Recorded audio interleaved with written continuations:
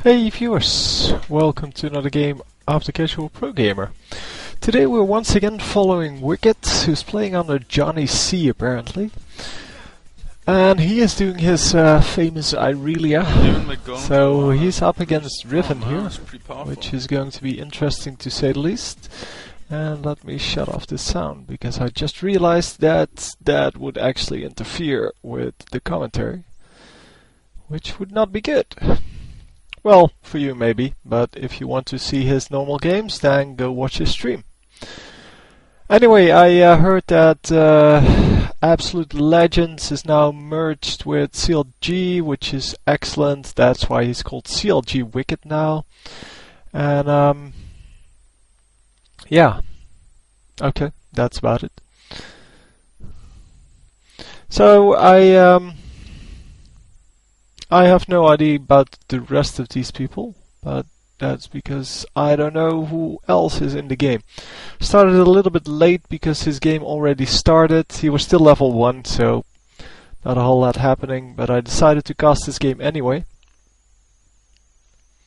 And yeah, hopefully it's a good one. So yeah, Riven versus Irelia. I have no clue who's going to win that early game. Late game, I would say Irelia wins it, because Irelia can build really tanky and doesn't take a whole lot of damage, does have a lot of lifesteal, and yeah, really should have no problem with whatever Riven can throw at her. But early game, it seems that it goes to Riven, because Riven is actually pushing this lane pretty hard, and yeah, it's no problem for Irelia to farm all of that up, apparently. So Riven will keep pushing probably until she actually gets something done, or until she gets ganked by the jungler. Maokai, the jungler, is in the bottom of the jungle, and he will come up in a little while. So Irelia now just last hitting, well, as always, but trying not to disturb the lane too much, and trying not to push the lane at least. Starting off with boots, by the way, boots and some health potions. That seems to be the starting setup of many of the players lately. Also the yeah, the tanky DPS kind of build, which Irelia I think is part of. I'm not actually sure if she's officially part of it, but she is very tanky and she can still do a lot of damage. But it is getting really annoying for the game. There's only one way to deal with tanky characters, and that is Matters Bloodraiser. Or, well, I guess you can have certain champions against it, such as Vayne. But even if you have Vayne, or even if you have Matters Bloodraisers, it's not good enough nowadays to take down a whole enemy team, because champions do so much damage even when they build tanky. And Matters Bloodraiser only helps if they build large amounts of HP. It doesn't really help when they build when they build tanky items, so armor and magic resist. Because armor and magic resist, yeah, they don't increase the amount of damage the Bloodraiser does. In fact, they reduce the damage. And yeah, that is quite annoying. Obviously, that's why the teams with a high HP generally win. High HP characters, that is, because if they build some kind of armor and magic resist, then they're pretty safe for the rest of the game. Obviously, we do have armor penetration and magic penetration, but there are 2 items that give you armor penetration, and there are 2 items that give you magic penetration, and all in all, that is just not good enough. So Shaker coming in here for a gank, but yeah, it's not going to work out for them. They did do quite a lot of damage, but it's definitely not enough to kill Irelia.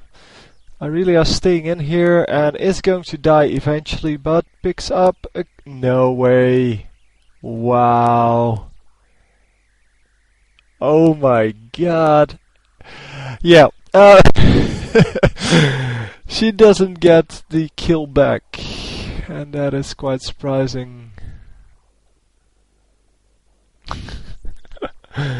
Oh my god. I was really waiting for this guy, the Maokai, to actually come and do some ganks. But apparently he was busy elsewhere. And Irelia, yeah, I think she could have done a better job by just staying away from the turrets and not getting killed. But yeah, apparently she, or he rather, thought that it was a good plan to just stay and farm anyway against two enemy champions. I think it would have been better to just fall back a little bit until Shaco went back to jungle, and then against Riven he would be fine because he had a stun, he had some lifesteal, he had some true damage, and the turret would take care of the rest. And because of the damage that Shaco did, she now died, and yeah, that is unfortunate, obviously. But it could have been prevented by, well, better play. Not saying I would play better than him, I'm just saying that it is kind of unfortunate he chose to stay in when he clearly shouldn't have.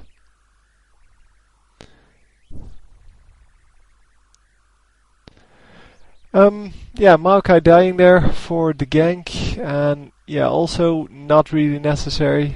Oh, that's the new champion. I forgot his name. He's something like Victor or... Well, he just died. Yeah, I've seen him play a little bit already. He seems pretty decent. He doesn't seem extremely strong, but we'll have to see in the next week or so.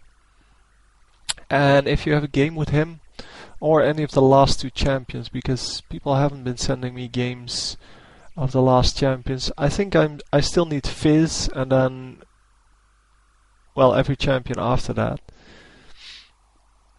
Because I would love to have a replay that actually shows how they play and what their skills do, things like that. But otherwise, yeah, I'll have to get a game from one of the replay sites, which is not a good deal because the replay sites normally have the replays that nobody wants to see. Because most of the replays on there are really, yeah, too easy wins because someone will feed on the enemy team and then, yeah, it is basically impossible for the enemy to come back with a big feeder in there.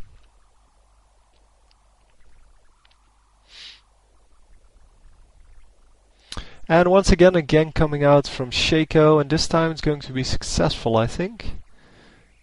Or not? Yeah, it is. But yeah, she does pick up a kill this time. So just like last time, basically, she dies, but this time she does get the kill, and yeah, that was well played. Well, nothing she could do about it anyway. No ward out, I guess that could have been done about it. Because warding against these kind of ganks is pretty possible. Even with Shaco. I mean, Shaco obviously has a stealth. And the stealth does mean that that he can get away or get in unseen, but yeah, if you plant a ward in the correct position, then you can see him before he goes stealth. Because he has to guess where the ward is. Unless they have a ward up that shows where, well, where you put it. But anyway, not having a ward definitely contributes to these kills. But we're 2-2 now with 1 assist, so I guess that's okay. So apparently we are going for Dragon here. And with Irelia coming down, they do have 1 man up, because Riven isn't there. They need to get Dragon now, because otherwise they're going to lose the top turret. Enemy doesn't have a ward there, because they just CV'd it. And they are going to take out Dragon, I'm assuming. Yeah, there we go. And they are going to lose top turrets for that. So it's not really worth it. It's a little bit worth it, I guess.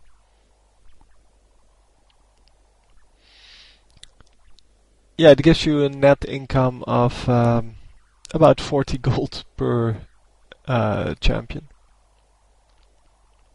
over your opponent. But well, the good thing is that now the minions will come up to your doorstep here. So next to your jungler, where the enemy has cannot invade, because it is just too risky. It is a long way to run from here to your or to the first enemy turret that gives you protection, and normally people will not do that. Oh, it's actually impressive. Irelia was in 3 of the 3 kills so far.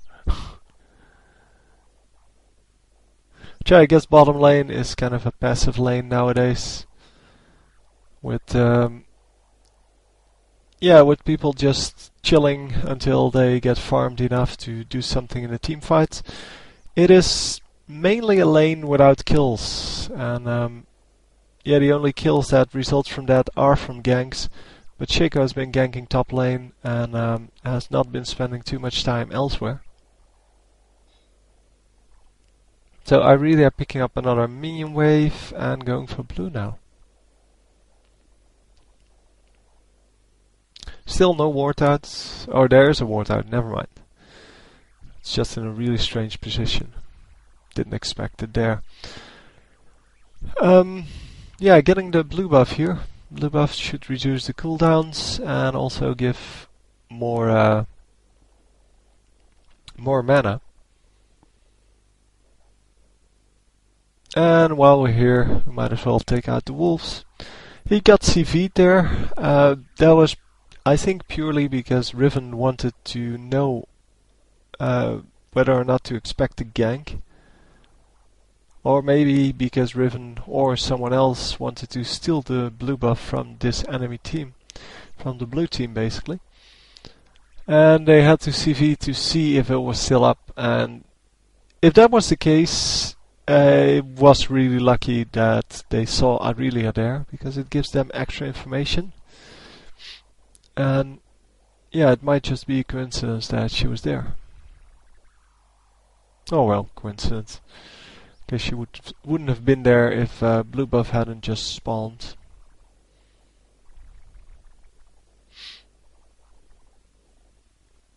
Otherwise blue would have been removed already. Because people normally take care of their blue and red buff pretty well.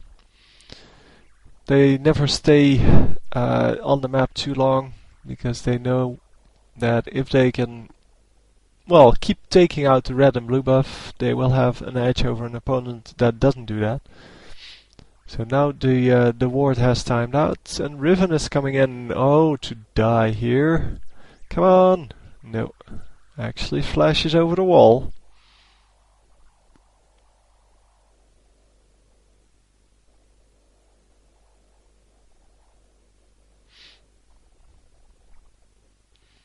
And yeah, Riven is now going to go home, while Irelia takes some tower shots here. And Irelia is now going to take down a turret here, for at least 2/3 of the way. Probably for the whole,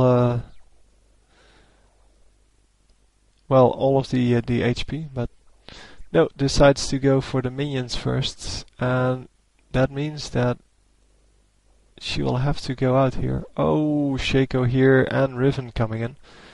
And Vladimir coming in. And actually juking them pretty heavily. No. Oh, there's someone coming in. Yeah, their Maokai is going to die now, but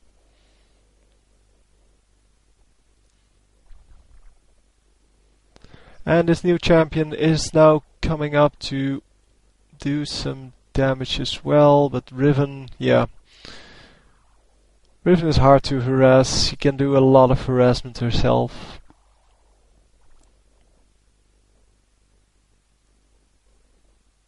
Oh, Maokai actually survived that. Nicely done. Nicely done. So he is indeed called Victor, the new champion. So Irelia without teleport here, that is not very common to see. Top laners nowadays normally have teleports so that they can help out with Dragon. It's not for getting back into lane, what most people think when they play top lane. It can be used for that, obviously, but it's normally used to help out either bottom lane or go for Dragon with the whole team, or at least support when there's a fight for Dragon. So you teleport to the ward that is there, or that someone places there, and you can normally get an easy Dragon that way, whenever it is up.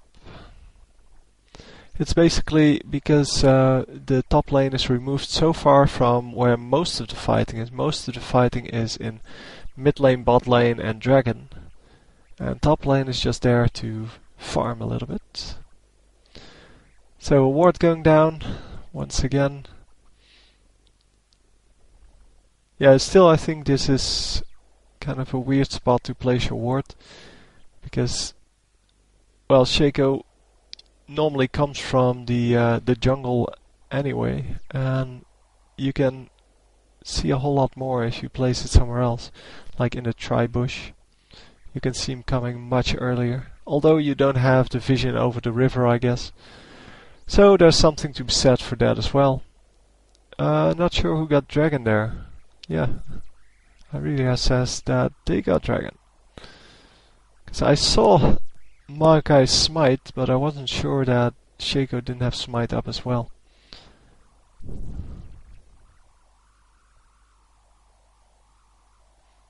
Nicely done. So anyway, Maokai in some trouble here, and does have the healer with him, and is going to survive, I think, if they can kill off this Riven, that is. No, doesn't survive eventually, but they might pick up Riven as a result. Oh no, misses the last hit there.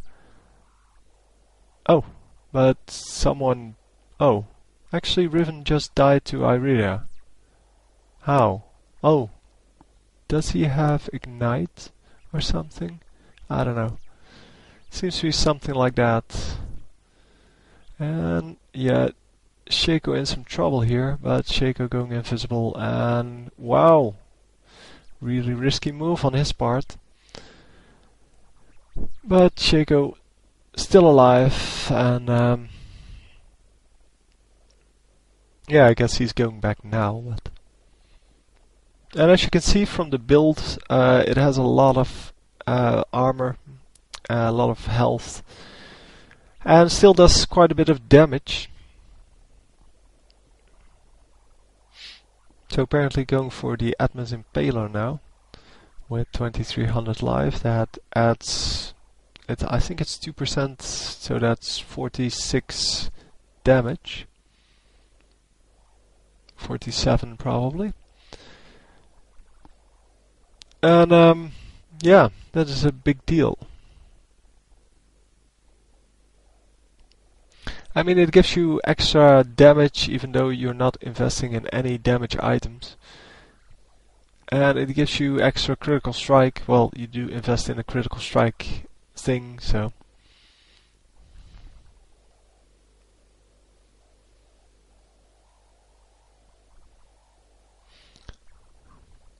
So getting an easy 33 gold there, and now able to afford the Atmos Impaler.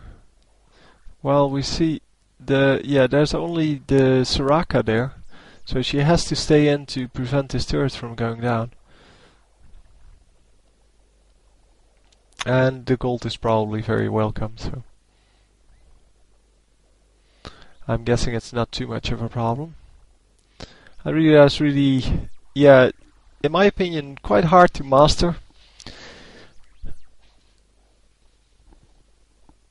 But yeah, that might just be my opinion. But yeah, she can do so many things in a certain situation that finding the correct one for each of the situations is pretty hard to do. So I don't know why there's a ward in that bush. Oh, they put down the pink ward first. But nobody cared to take out the enemy ward. Pink wards have been reduced in cost, by the way. They used to be 150 because they took out, at least that's what they normally, they were intended to take out a ward that was placed by the enemy, getting you 75 gold back, and then the resulting pink ward would give you a ward which cost 75, hence the 150. But yeah, they were just too expensive, and especially early game if you play against Twitch or someone like that, Twitch or Evelyn, it is pretty important that you can afford an early pink ward, and you don't get the bonus of taking out the enemy ward, so you don't get the 75 gold back. Actually, it should have been 175 because you get 25 gold for the wards, for killing the ward as well. So yeah, but anyway, that was the reasoning behind it, and it should have been 175 because you get 100 gold from taking out the enemy ward. Well, 25 gold for you and 75 less for your opponents. And yeah, as I said, the resulting pink ward will still be, can still be used as a ward. So, and now it's 125, so basically the ward itself only costs 25 instead of 75 if you can take out an enemy ward with it. And it is better in many regards. Well, the 25 extra gold, or less gold I guess, helps you in the early game against champions like Twitch. Because, well, play the game today on my my new account, which I'm not going to give to you guys, because it is my account on which I want to practice some things and play when I don't feel like playing with other people. But it is still now level 4 or something, and yeah, if a Twitch is played at level 4 game, he completely goes insane. By the way, the amount of smurfs in this game is incredible. I think everyone has at least one smurf nowadays. I mean, I have 3 accounts, so if they boast again with their 5 million players or whatever they have now, just divide that by 3 and then you'll probably have a more accurate reading of the amount of players actually playing this game. But yeah, so they get 2 kills here, wow. And they lose 1, but yeah, well, you can't win them all. Soraka coming in to heal up the Irelia, and they get an extra kill there. And now the rest of the team arriving. So it's a 3-for-1 trade, and they're going to get this turret now, which is excellent. That's exactly what you need to do. But anyway, back to my point. With all of these smurfs in the low-level games, it is really not about who plays the best. It's about who gets the actual low-level player, and you can see them immediately because they are the ones that go 1 and 12. And yeah, the team that gets that guy, that's the team that loses. And it is just, it's not fun. It's not fun at all. So yeah, I wouldn't recommend this game to anyone at this point to start, because if you're really a new player and in your first match, in my first match, I actually got insulted quite a bit for not doing enough damage, and I was level 1. I hadn't played a match yet on that account, and there's no way they can know that this is a Smurf account. So apparently you have to know from level 1, from your first match onwards, how to play this game. And when I first started, which was when the game was first, well, released basically, You could do whatever you wanted in those first, I don't know, 50 matches, because nobody knew how to play the game, because everybody was new at the game. And yeah, I can now see why people get annoyed so much by the community. Because I thought that was only the case when you're like level 25 or over. But apparently it now starts to crop up at level 1 already. And as a new player, how are you going to get into a game if people react to you like that? You have to understand the finesses of the game just because everyone has a Smurf account. And that is, in my opinion, the mistake they made with this level up system. The level up to level 30 summoner is just retarded, because these people who have Smurf accounts, they really don't care to teach the game to newer players. They are way better than the newer players, obviously. And yeah, it is just impossible to get a decent game. Because it is okay if you are all low-level summoners, but yeah, these high-level summoners that just got a new account, yeah, they're no fun to play with as a new player. So that was a nice kill there. Apparently very unexpected to Shaco. And now we're going to get Riven here. Riven, who's going to flash over, yep. And is still... No, wow, that was a nice amount of damage. But I guess it's Janna, so she doesn't have a lot. But anyway, yeah, if you're still low level and yeah, you have a Smurf, please just keep in mind that some people are actually new to the game, and some people actually do play this game for the first time. And I was really surprised by the amount of insulting that was going on. And yeah, they could of course just prevent all of this by having people who join the game say how good they are at the game and actually doing something with it. Because you get to say how good you are at or how much experience you have in these kind of games. But I said I was well, I basically took the highest experience level, and then I still get matched with new players instead of them just understanding that if I have a lot of experience, this is probably a Smurf account, and I should probably not be matched up in either on my team or on the opponent's team with people who play this game literally for the first time. Yeah, you could have prevented that by just removing the whole summoner level up and just going into a decent ELO system that will go or will grade you from the first match onwards, or just by the number of wins. That would be good enough, or by how good you think you are. I mean, someone who is starting up for the first time, playing his first game, should probably be starting at ELO 800 or something, so that he can actually play a decent game instead of being assaulted all the way through. Anyway, it was quite an easy win. I didn't talk about any of the gameplay, and I hope you don't mind.